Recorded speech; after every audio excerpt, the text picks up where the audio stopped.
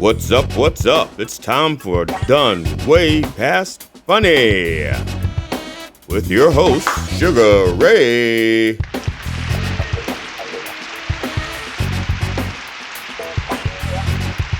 And G.D. Fenderson.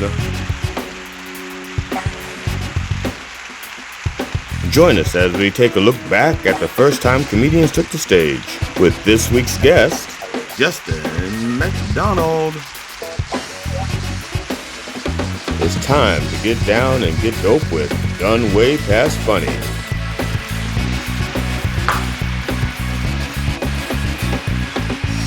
Hi, I'm G.D. Fenderson, certified forensic humorist at large, but I'm losing weight, and co-host of Done Way Past Funny. My pronouns are asking for way too much money, and my amateur nouns are uncoachable. Our episode with Justin McDonald ran way beyond our 30-minute runtime for our show, so we made it into two 30-minute shows. This is part 2 of our show with special guest Justin McDonald. Please sit back, relax, and enjoy part 2 of Done Way Past Funny with our special guest, Justin McDonald. We're going to do the second half of your set. It picks up right where you left off, where that laughter was with Justin. It picks up right from there. That's the rest of the laughter. You ain't getting no more. Well, you're getting applause at the end, so you do get that. Yeah. You know, people were being kind. People were being kind. Yeah. That is hilarious. Justin McDonald's set at the Moose Lodge, part 2. Parent, that first year of you parenting, it's like Mother Nature's punishing you for bringing a child into this world. You don't get any sleep. You get a 45-minute nap and it's like a gift from the fucking gods, right? Baby's up, you're up. Baby's asleep, you're still fucking up because you didn't get to do shit when the baby was awake. The first 3 months, the baby doesn't sleep at all through the night. You get 2-3 hours of sleep before they wake up and they need to get fed. And I'm laying down in bed one night and I'm relaxing and I'm just at that point where I'm about to fall asleep. Everything, all the background noise is going. I got the dreams flashing through my face and I'm 30 seconds away from passing out. And at this particular time, I'm still not used to having the baby in the house. So I'm about to fall asleep and like a hound of hell, meh, meh, and I practically fucking fall out of my bed, right? Fucking stumble into the room, pick up the baby. He wet himself. Now he didn't wet himself just a little bit. I could have taken his diaper and wrung it out in a fucking bucket, okay? This kid pissed more than me on a 2-day drinking binge. 12 hours of sleep, and the only reason why I'm getting up is I don't want to piss on my leg. He's wet, diaper's wet, onesie's wet. And at this particular time of me parenting, changing the diaper was like me being a rookie on the bomb squad, not knowing which wire to fucking cut. I'm over the baby, I'm fucking sweating, sweat's falling on the baby, I'm fucking shaking, fuck, the diaper's on backwards, flip him over. 25 minutes later, I get this fucking diaper on, right? I finally get the onesie on, get him all cleaned up. I go to put him down, and I notice the sheets are soaked. He fucking pissed all over the sheets. I look at him and I'm like, what the fuck did you do? I'm like, I'm not dealing with this, not fucking dealing with this. So I stomp in the bedroom. Bed. Bed. Bed. Oh, the baby. He pissed all over the sheets. What? The baby, he pissed all over the sheets. It's okay, he's got sheets in the top drawer. Just go change them. What? He's got sheets in the top drawer. Just go change them. No. I've been up for fucking 25 minutes already. I changed his diaper, I changed his onesie, I cleaned him, and I washed my fucking hands. There's no way that I'm going in and changing these fucking sheets. And she gives me a look at death. And I bow my head and go change the sheets. Thanks, everybody. All right. That was your wife near the camera? I had a bunch of people there. I had my wife there. She was on the camera. My mother was sitting next to her. So the person you hear commenting in the background is my mother. Right, your wife was giving commentary, goes, He said he did that. He did that. No, that was my wife. My wife going. It was my mom saying to my wife, "Did you do that?" And my wife was Oh, shaking her head. Yes, oh, I okay, did. Yeah. okay. No, that was my mother. My mom stopped going to my comedy shows when I started making fun of her. She was like, I'm not coming no more." Luckily for me, I don't do jokes about my mom anymore. I do jokes about my dad. And my dad has never been to a comedy show or seen a comedy set, so I don't have to worry about offending him.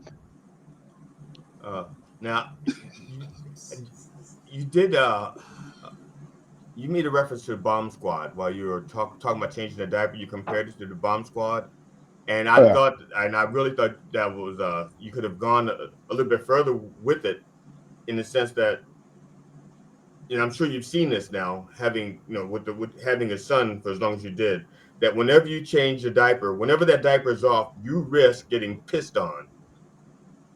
And that's what's like. That's when you went to when you started talking about the Bomb Squad. That's what I thought you was going to talk about. How you have to get it. You have to like diffuse or figure out the diaper before the bladder before it just explodes all over you again or something. Yeah. And You that's know what I what? was waiting. That's when I rewatched it myself again. I thought the same thing. I was like, that joke is still relevant. I was like, I still use it. I was like, I just have to elaborate on it Yeah. and extend it out a little bit and make it just like that, because every parent knows at one point in Yes. time you will get pissed on, especially if Yes. you have a boy. It will happen. In the Every rare parent occasions and you may get shit on too. yes, every In parent the and rare occasion. pediatrician. Yes, every Yes. parent and pediatrician knows that. In matter of fact, you start. I don't know. Ray, have you ever had to change a diaper? I don't mean Yes, for a I was baby. I don't mean literally on a date. I mean a baby. On a no. date. Look, I don't date cougars. I don't entertain that type of entertainment. But no, I You're have young two. yet. You're young yet. Yeah, no. Uh, I have I have a son, and that brought back a lot of memories. He pissed and shit on me at the same damn time. Because I was daydreaming, I forgot like it's a boy. I had a girl first, and with a girl, they don't piss while they being changed. Nope, boys do the opposite. They go piss, wait for you to open it, and then go, here you go. Here's the rest of it. And I wasn't even paying attention. I was just like, what the fuck is that hot shit hitting my arm? And I was like, oh fuck, he's peeing. So I had to slam the diaper on him And the real worst part quick. is they think it's fucking. yes. Look, he didn't The he worst didn't part he is they didn't think it's hilarious. he didn't make a face, nothing. He was just like, wait until you get a whiff of this shit. So I didn't get done peeing, and I took the diaper back, and I was like, okay, you done. I went to wipe him, and as I'm wiping, I'm like, man, what the hell is this brown shit? He just started shitting while I had his legs up. And I was just like, dude, so you gonna piss Oh. that shit on me at the same? Oh, come on, bro. Yeah, I think see, I used to this was my deep this was how I used to change diapers. I had one hand up like this, and my face always turned away a little bit. And now, since I've worked on telephone poles, since I've worked around battery acid and stuff like that, I have a full hazmat suit. I still have it. Nice. I have the face, the hard hat, the shield, and the leather vest. So if for any reason I have to change a diaper, at least if I'm at home, I'm going downstairs and I'm putting on my hazmat suit, especially if it's a boy, because my nephew used to aim at it. I swore he aimed at it. I think he had like a little notch mark. So he used to everybody could piss in their face. He had like a little notch mark. You know. Yeah, first I of all, want my I son would was last. laugh. He would Oh, laugh good. anytime it happened. He thought it was he thought it was hilarious at 8 months old. He think it was hilarious. I'm like, this shit ain't funny, kid. Like, the fuck. But I'm seriously thinking that y'all did something to these babies, because my kids have never smiled at me when they did it. They were just like, yeah, lesson learned, old man. Like,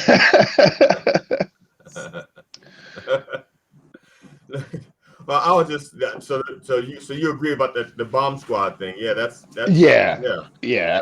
absolutely. speaking of that, before you go to your next thought, I was in Kentucky, and I gave a dude my business card, and he was like, "Oh, you got a kid? I'm gonna have a kid too." Well, he's like, "I already got a kid. You're gonna have a kid too." And I was like, "Yeah." He's like, "I'm gonna give you some advice." He's like, "When you change your son, make sure you always have the fresh diaper smack dab right where you finna take the other diaper off of, because when you don't, that's your ass." And I was like, good advice. Didn't think that I would ever get pissed on because my child wouldn't do that to me. Nope, still got pissed on. Yeah, yeah. Well, you know what we have all these expectations of what our children are going to do and how much better they are going to be than us, and it's like it comes down to it. And you're like, you know, even my son. Like I played basketball all my life. I'm 5'11". I used to be able to dunk. I thought I was going to raise the next fucking Steph Curry, and my son's like, I was so I tried to follow some of these coaches, like some of these guys who get their kids in the NBA and their fucking kids are phenomenal by 9 years old. My son was not receptive to any of that shit. And he's like, in basketball? Hell no. The kid had a basketball when he was born. It was a basketball in his crib. And it was just nope. So even at 12 years old, I got this huge ass basketball hoop in my yard and nobody uses it. I go out there every once in a while, shoot around. And so but I think as parents, we all have these crazy expectations of what our children are going to be. And it's like, you know what? So did your parents. You know, I'm a custodian for a living. I'm sure I'm not the epicenter of what my parents thought I was going to be. Oh, well, I know I disappointed my parents on more than one occasion. And if they were still alive, if they were still alive, well, it's a good thing they're not alive because I'd have to kill one of them. But I still disappoint my parents. If I don't bring my dad some weed every once in a while when I go visit him, he's disappointed. Now, during your first set, was there like a joke that you thought was going to be like a killer joke, and it just when you heard it, you were like, nobody got it. I thought it was all going to be a killer.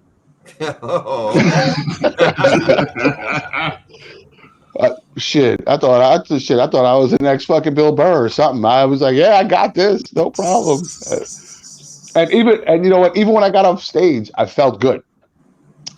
But you know, because you're not necessarily paying attention to all the laughs that you're getting. You're just when you're getting the laughs, you're like, yeah, and it's almost like a drug when you get that laugh. And then I got off stage and I watched the set when I got home with my wife, and I was like, wow, I could have sworn I got way more response than this.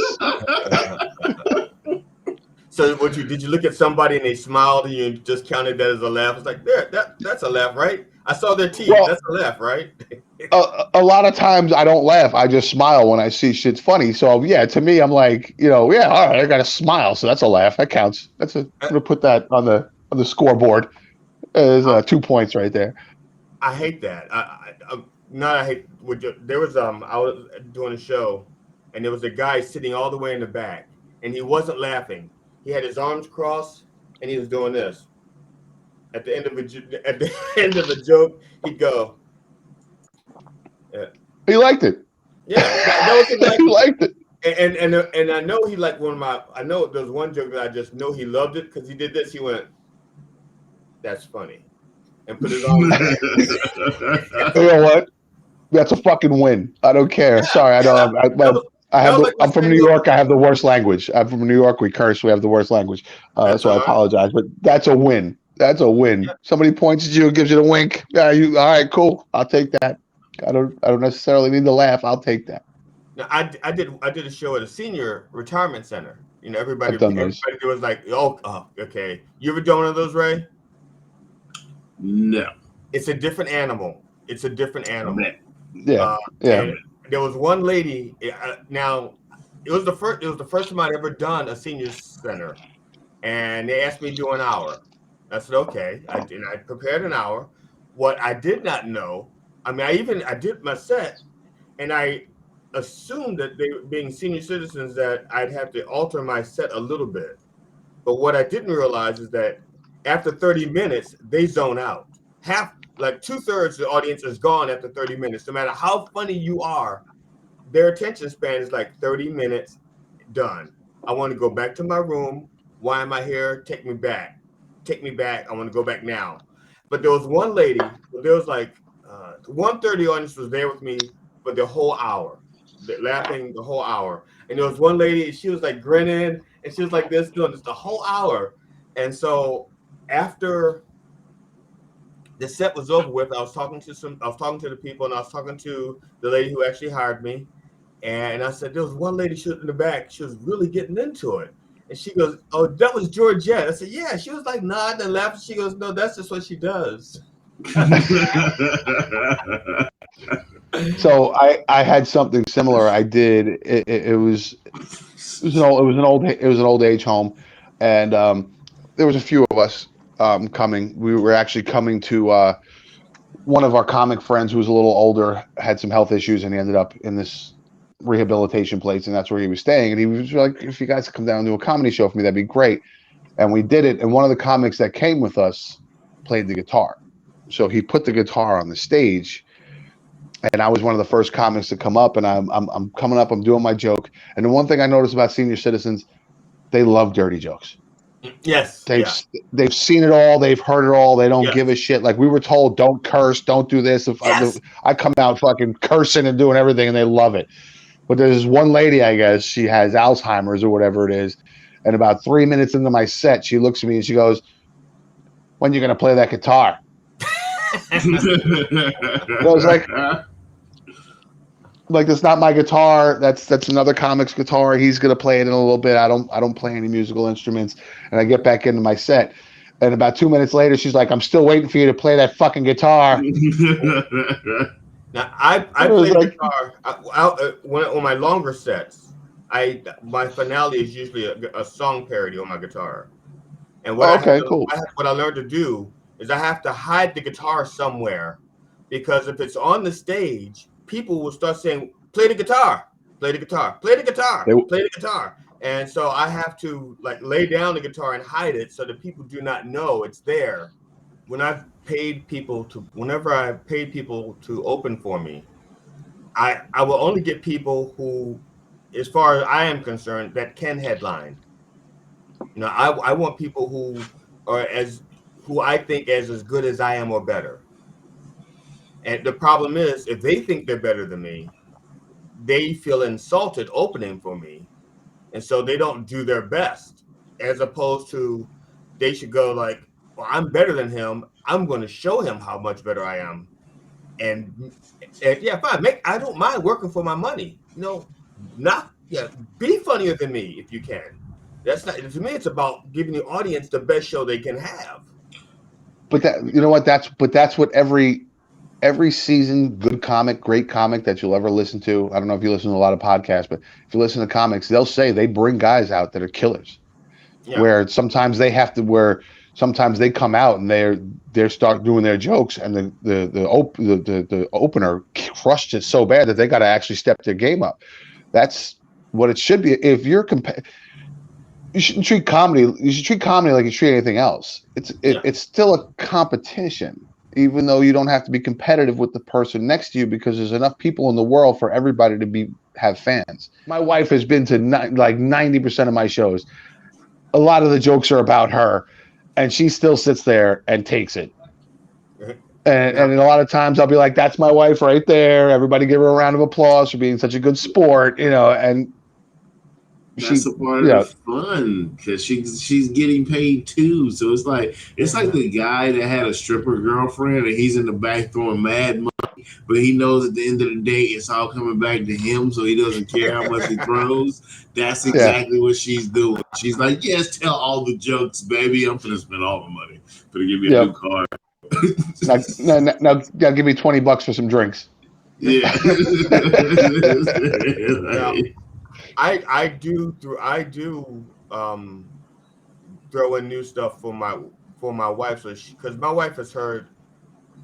Well, she doesn't come to open mics anymore. So if I have a big show, she'll be there. But even then, she'll go, I've never heard that. So I do keep some stuff away from my wife. As a matter of fact, I will, if I've done 3 DVDs. The third one I'm editing right now. And when Nice. each one I've done, I've had, because my wife had been to so many shows watching me rehearse, I'll have like 5 or 6 things that I'll put in that I've never put in front of anybody. It's literally the first time anybody has heard it is when I do it there. And it's just so that my wife can have like 5 genuine laughs along with the 40 I'm his wife, so I'm gonna laugh, because The obligation of having to laugh. Yeah. spousal laugh. So I'll have like all these spousal laughs, and then I'll have like 4 or 5. Oh my God, that's funny. That was really funny, and I never heard that before. I said, thank you. I wrote it today. Hey, you didn't rehearse it? No. In my gut, I think I know what's funny. I'm blessed. I'm blessed, and I'm assuming you are as well, with the fact that my wife is very supportive. Yes. So when I tell her I need to go to open mics, even if it's 5 days a week, and I have a show on Saturday, she never says anything like you're never fucking home or this or that. She knows what I'm trying to do, so she's always been very supportive. Even when she met me when I was doing hip hop, and she was always supportive of that. She'd show up to shows. She would, so she's always been that supportive one. And so a lot of times I feel bad when I'm making fun of her, because at the same time I'm like, I'm making fun of us, but making you the butt of the joke, and you still take it. And I never go home at night with you driving home, when we're driving home, and you going, why are you an asshole? I gotta fucking tell people that. Like, it's always, yeah. And she's the first one to be like, yeah, that shit wasn't funny. Or she'll be like, that she was hilarious. Yeah. Always been very supportive with that. And so I'm blessed to have that woman in my life, because if it wasn't for that, I know a lot of people that try to do this, and they get a lot of blowback from their significant other. So and that's one thing. If you're going to start in comedy, make sure you have the backing, because comedy is a lot of work. It's not it's not something that you could just jump in. And don't get me wrong, there's people that are extremely talented that jump in, and after 6 months of comedy, they're crushing it. So it's just like anything else. It's just like a sport or anything else. You get these people who are naturally talented at it, and they're just going to come in and they're going to crush. And then you have people like me who literally have to sit there and work for it, put in the hours, put in the writing, and do the best I can with what I know. So it's good to have the spousal support. Now, I think, to be honest, I'm saying, to be honest, I don't really think this. When I say to be honest, I'm lying when I say to be honest. So I shouldn't say that. But my wife will literally say to me, "Why aren't you going out more?" Because my wife says, "Oh, I know you could go further if you network more." And I tell her, I said, "Well, honey, it doesn't matter how much I network. Those people don't like me. So seeing more of me is going to make them like me more." If they don't like me, seeing me more is not going to make them like me more. Seeing me more is just going to say, "Fuck it." So, but she is supportive. She wants me to do well at this, because she thinks I'm good at it. And so she gets a little disappointed when everybody else doesn't see that I'm as good as I am. But when she starts pushing me out there, like, she's, "Aren't you going on the road?" It's like, "Do you have a boyfriend?" This is like the 4th time you said this to me. This is the 4th time you said, "Aren't you?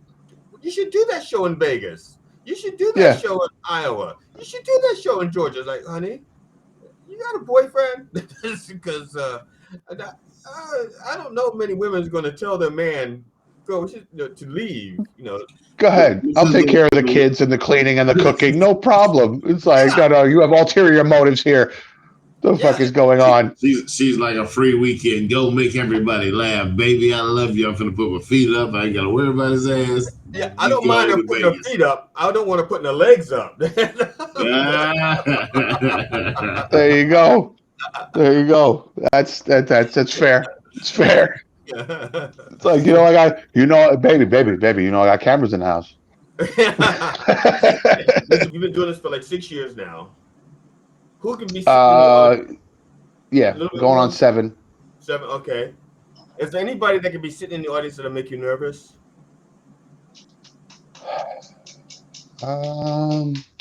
At this point, no.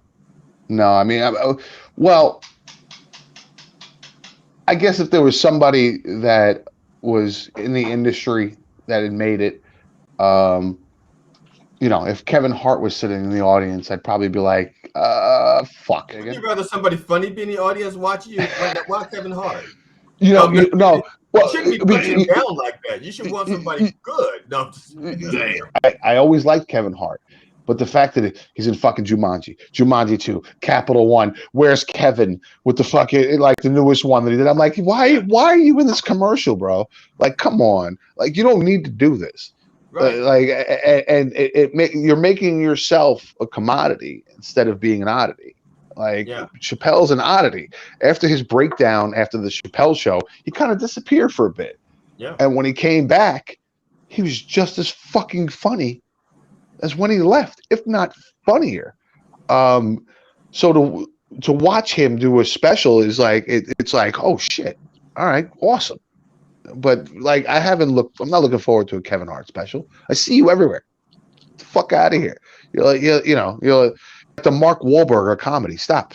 I don't want to see you on anything anymore. Like, hide for a little bit. Hide. I tell everybody. I'm like, growing up, I wanted to be a zoologist. That was the one thing I really enjoyed. I enjoyed being around animals. And my father told me, don't go to fucking school to be a zoologist. You're just gonna end up working in the Bronx Zoo cleaning up animal shit. Go get a liberal arts degree. Well, I dropped out of school, and now I'm a custodian. So you know what I do for a living? I basically clean up animal shit for less money. Except for now, the animals are somebody else's kids. Yeah, and I get paid way less money than I would have been if I became a zoologist. Fuck me. Don't listen to your kids. Kids, don't listen to your parents. Run with your dreams. Thanks, Dad. Your parents don't know shit. Go do what you gotta do. Don't be better than me, motherfucker. You gonna be worse than I ever could be. And then when your life is shit, I'm gonna sit back, laugh, and die because I'm out of here. That's what they do. Yeah. It was and I'm gonna leave you nothing, so you still don't have shit. But debt, you can have all that. You can have all the debt. I'm starting to feel pretty good about my parenting styles now.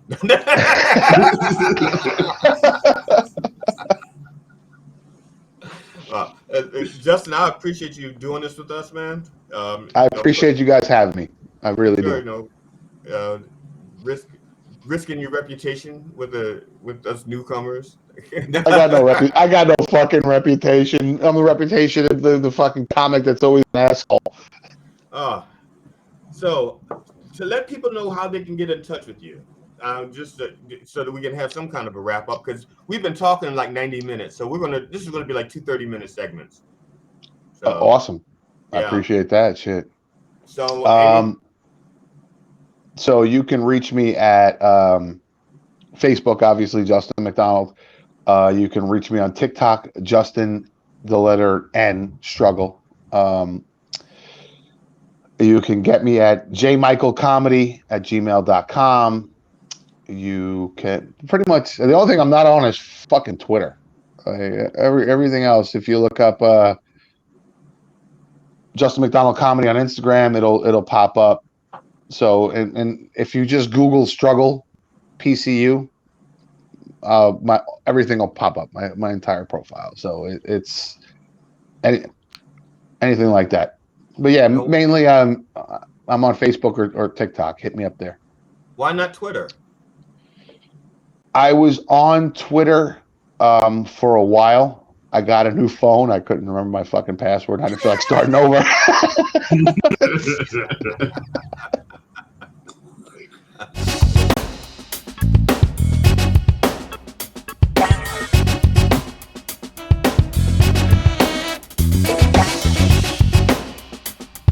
Definitely does.